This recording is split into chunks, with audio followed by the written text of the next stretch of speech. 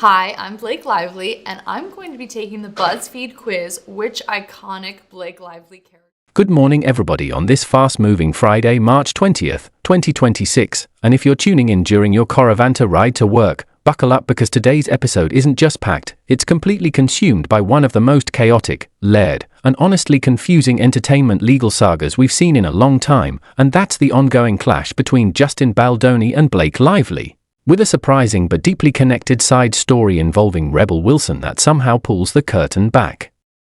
even further on how power, PR, and perception operate behind the scenes in Hollywood, because what we're looking at here isn't just a lawsuit, it's a web of narratives, strategies, and influence, and depending on how the next few days unfold, we might be witnessing the collapse of an entire case before it even reaches a jury, because right now there is a very real possibility, one that legal analysts are increasingly confident about, that a judge could step in and shut Blake Lively's case down completely, not partially, not with minor adjustments, but entirely, essentially saying there is nothing here that legally justifies moving forward, and that kind of ruling, if it happens, doesn't just end a lawsuit, it reshapes the public narrative overnight, because suddenly what was framed as a serious allegation becomes something else entirely, something weaker, something questioned, and that's why the stakes are so high at this exact moment, because by the time you're even hearing this, the decision might already be out, and if it is, everything changes instantly, which is why we're moving quickly, adapting in real time, even down to thumbnails and titles, because the pace of this story doesn't slow down for anyone. And what makes it even more fascinating is that just last week people thought we'd already have answers, but here we are still waiting, still speculating, still watching every small development like it's a clue in a much bigger puzzle. And speaking of puzzles, the Rebel Wilson situation is something you absolutely need to stick around for because it connects in ways that aren't obvious at first, involving overlapping PR figures, similar legal strategies, and this recurring theme of David versus Goliath, where individuals are either standing up to massive power structures or being accused of manipulating narratives themselves depending on who you believe. And right at the center of all of this is a name that keeps popping up, Brian Friedman, a lawyer who seems to have his fingerprints on multiple high-profile entertainment disputes, almost like the industry's version of a connective thread where no matter which direction you look, he's somehow involved, and that's where things start to feel less like isolated incidents and more like a system operating in the background, because when the same legal minds and PR tactics appear across different controversies, you start to question whether these situations are truly separate or just different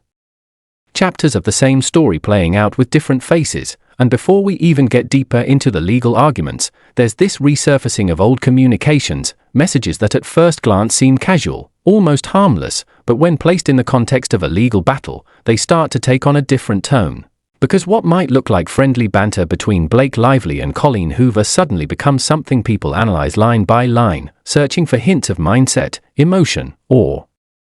even underlying tension, and you see moments where humor crosses into something slightly aggressive, like joking about blocking someone instead of confronting them, and it raises questions about how conflict was handled behind the scenes, because in Hollywood, the public image is always polished, always controlled, but these small glimpses show that beneath that surface, there's frustration, ego, and sometimes a level of pettiness that doesn't align with the image being presented, and then you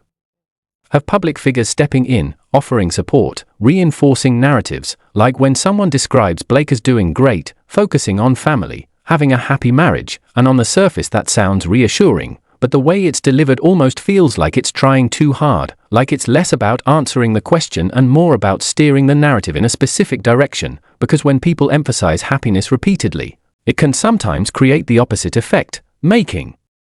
audiences wonder what's actually happening behind the scenes, and this is where PR becomes incredibly important, because every statement, every appearance, every quote is part of a larger strategy designed to influence how the public perceives the situation, and while all of that is unfolding, there's another layer happening simultaneously, which is the legal analysis coming from professionals who are looking at the actual structure of the case, not the headlines, not the emotions, but the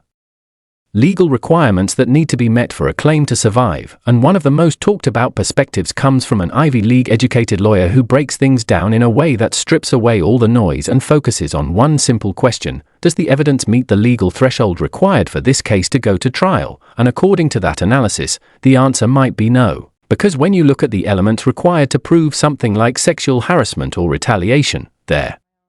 are very specific criteria that must be satisfied, and if even one of those elements is missing, the entire claim can fall apart. And in this case, one of the key issues being pointed out is that the complaint itself acknowledges that the employer took the allegations seriously, held meetings, and addressed concerns, and importantly, that no further incidents occurred after that intervention, which directly undermines one of the core components needed to prove liability, because if the employer acted appropriately, then the argument that they failed to act becomes much weaker. And beyond that, there's also the question of severity and impact, because the conduct in question must be serious enough to interfere with someone's ability to perform their job, and yet the same documentation suggests that Blake Lively was not only able to continue working but was actively taking on additional responsibilities, even expanding her role beyond what she was originally hired to do, which creates a contradiction that a judge can't ignore. Because if someone is functioning at a high level professionally, it becomes harder to argue that the environment was so hostile that it prevented them from doing their job. And then there's the timeline issue, which is another critical factor, because the alleged protected activity and the claimed retaliation are separated by several months, with numerous events occurring in between, and legally, that gap can weaken the argument that one directly caused the other.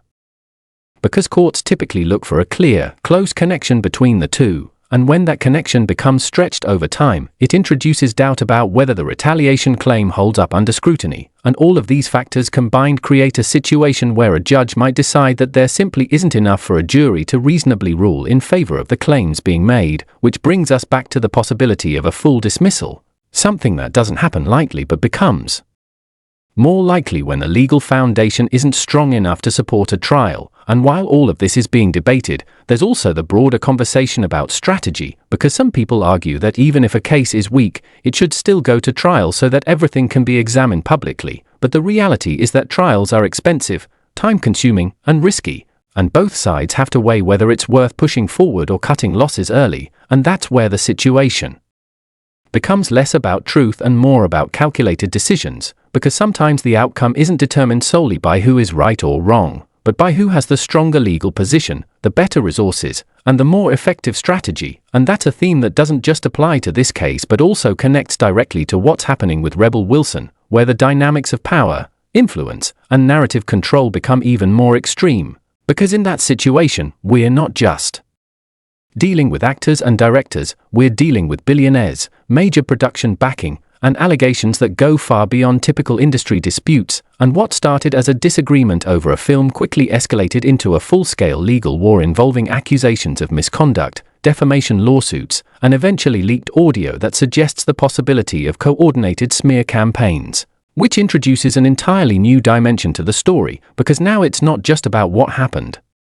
It's about how information is being used, manipulated, and distributed to shape public perception. And when you hear about plans involving anonymous websites, strategic narratives, and the deliberate spreading of damaging claims, it forces you to question where the line is between exposing truth and manufacturing it, because if the information being shared is accurate, then it could be seen as whistleblowing. But if it's exaggerated or false, then it becomes something else entirely, something far more problematic, and that's the dilemma at the heart of this situation, because from Rebel Wilson's perspective, she's positioning herself as someone who spoke out against behavior she believed was wrong, even at great personal and financial risk, while the opposing side is framing her actions as defamatory and potentially orchestrated to damage reputations, and without clear evidence publicly available to settle that debate. It becomes a battle of narratives where each side is trying to convince the public that their version of events is the truth, and that's where part 2 will take things even deeper, because the connections between these cases, the role of powerful individuals behind the scenes, and the question of who actually controls the narrative are only just beginning to surface. And once you start pulling on that thread, everything begins to unravel in a way that makes this entire situation feel less like isolated celebrity drama and more like a case study in how influence actually works at the highest levels of entertainment. Because what we're seeing with Rebel Wilson isn't just a disagreement over creative control or money, it's a collision between vastly different levels of power. Where on one side you have a well-known actress stepping into directing, trying to protect what she sees as her project, her reputation, and potentially even other people involved, and on the other side you have producers backed by immense wealth, industry connections, and the kind of resources that can shape not just legal outcomes but public perception itself. and that imbalance is what makes people pause, because it raises a very simple but uncomfortable question. Who actually has the ability to control the story that the world ends up believing? And that's where things start to get complicated, because when allegations as serious as misconduct, exploitation, or even something as extreme as trafficking begin to enter the conversation, the stakes immediately shift from professional disagreement into territory that can destroy careers, reputations, and potentially lead to criminal consequences. And yet at the same time, the existence of those allegations doesn't automatically make them true, which is why this entire situation becomes so difficult to navigate. Because you're constantly balancing between the possibility of someone exposing real wrongdoing and the possibility of someone weaponizing accusations in a high-stakes dispute, and the leaked audio only intensifies that tension, because if individuals connected to Rebel Wilson's camp were genuinely discussing strategies to push narratives, create anonymous platforms, and amplify damaging claims, then it suggests a level of coordination that goes beyond simply speaking out. But again, even that isn't straightforward, because the intent behind those actions matters just as much as the actions themselves, since there's a fundamental difference between amplifying something you believe to be true and fabricating something for strategic advantage. And that's exactly the line that this case is dancing on, because the opposing side is arguing that this wasn't whistleblowing, it was a calculated smear campaign designed to pressure, damage, and ultimately gain leverage, while Rebel Wilson is maintaining that she is the one being targeted, that powerful PR forces are working against her, and that she's being punished for speaking up in an environment where doing so comes with enormous risk. And when you look at her actions, like directly reaching out in an attempt to resolve the situation, even offering to buy the rights to the film just to move on, it adds another layer to the story, because that doesn't necessarily fit the image of someone purely trying to escalate conflict. It could also be interpreted as someone trying to escape it, trying to regain control over something that has spiraled far beyond what they expected. But then again, critics would argue that it could also be a strategic move, an attempt to contain damage once things started getting out of hand. And this is why people keep going back and forth on it, because every action can be interpreted in multiple ways depending on what you already believe about the situation. And that's exactly how these kinds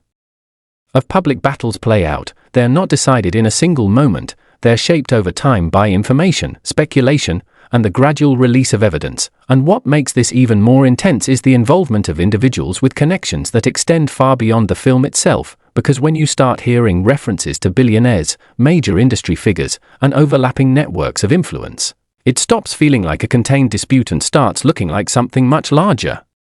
Something where the outcome might not just depend on facts but also on who has the reach, the influence, and the ability to sustain a prolonged fight. And that's where the comparison to the Baldoni and Blake Lively case becomes more than just surface level, because both situations highlight the same underlying reality, which is that in Hollywood, narratives are currency, and controlling the narrative can sometimes be just as important as winning in court, because public perception influences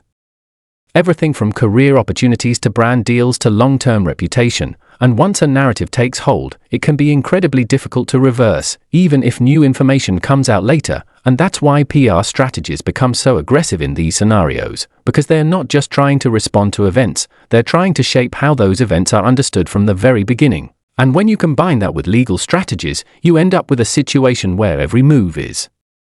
calculated on multiple levels: what it means legally, what it signals publicly, and how it positions each side for whatever comes next. And right now, what comes next is still uncertain, because in the Rebel Wilson situation, we're heading toward a trial that could bring a lot of these questions into the open, forcing both sides to present their evidence, defend their claims, and ultimately face a level of scrutiny that goes far beyond what we're seeing in headlines and social media discussions. And that's where things could shift dramatically, because until that happens, everything exists in this grey area of competing narratives. But once you're in a courtroom, the standards change, the burden of proof becomes real, and the consequences of failing to meet that burden become unavoidable. And at the same time, we're still waiting on the Baldoni versus Blake Lively decision, which could arrive at any moment and instantly set the tone for how people interpret everything else. Because if that case gets dismissed entirely, it reinforces the idea that not every high-profile accusation holds up under legal scrutiny, which in turn could influence how audiences perceive other ongoing disputes, including Rebel Wilson's. But if it moves forward, then it validates a different perspective, one where these claims deserve to be examined in full, and that ripple effect is part of what makes covering these stories so complex. Because they don't exist in isolation, they inform each other. They shape expectations, and they create patterns that people start to recognize, whether those patterns are accurate or not. And then there's the human element, which often gets lost in all of this analysis, because behind every headline, every filing, every leaked message, there are real people making decisions under pressure, dealing with uncertainty, and facing consequences that can alter the course of their lives. And while it's easy to reduce everything to sides, to pick who you believe and who you don't, the reality is usually more complicated, because people can make mistakes, misunderstand situations, act out of emotion, or respond to pressure in ways that don't always align with how they're later portrayed. And that's why it's important to stay grounded in what can actually be proven, because speculation can only go so far before it starts to distort the picture entirely. And right now, there are still too many unanswered questions to reach any definitive conclusions. Which is why even strong opinion should come with a level of caution, because as more information comes out, the narrative can shift in ways that completely change how everything is understood. And that's exactly what we're watching happen in real time, with both of these cases evolving, intersecting, and raising bigger questions about accountability, influence, and the mechanisms that operate behind the scenes in an industry built on image and perception. And as we move forward, the focus is going to be on what actually holds up, what can be substantiated, and what ultimately gets dismissed, because in the end, that's what determines how these stories are remembered, not the speculation, not the noise, but the outcomes that survive scrutiny. And until those outcomes arrive, all we can do is watch, analyze, and be ready to adjust as the reality becomes clearer, because if there's one thing this entire situation has shown, it's that nothing stays static for long, and the next development could change everything overnight. So stay locked in, because the moment that ruling drops or new evidence surfaces, this story is going to take another sharp turn, and we'll be right back in the middle of it, breaking it all down as it happens.